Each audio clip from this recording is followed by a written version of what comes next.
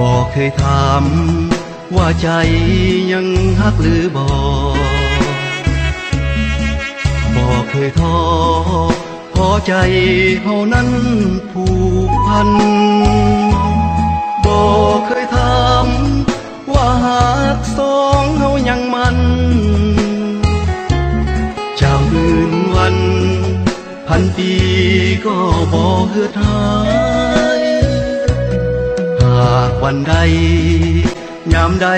อ้ายคิดถึงเจ้าเบิ่งดวงดาวให้เงาแทนความห่วงหาอยากจะบอกความในหัวใจบอกว่าทุกเวลาลมหายใจอ้ายมีเพียงน้องจงรอคอยความรักจากอ้ายอย่าหวั่นไหวขอใจเฮานั้นคู่กันจงถนอมกายใจน้องให้คงมันอย่าแปรพัน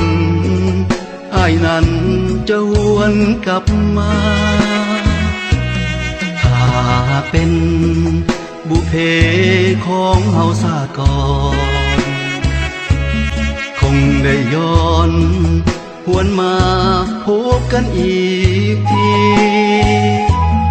จากปากของน้องนางเนื้อดวงชีวีสั่วสิบนี้ฮักกันดังจันทร์คู่ฟ้า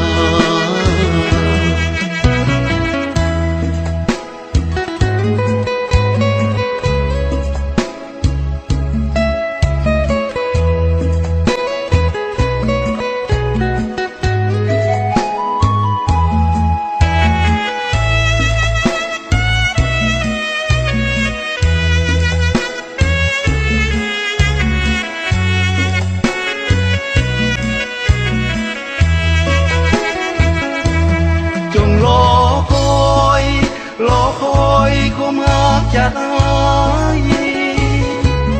อย่าหวั่นไหวขอใจเฮานั้นคู่กันจงถนอมกายใจน้องให้คงมันอย่าแปรพันอ้ายนั้นจะหวนกลับมาถ้าเป็นบุพเพของเฮาซาก่อนคงได้ย้อนหวนมา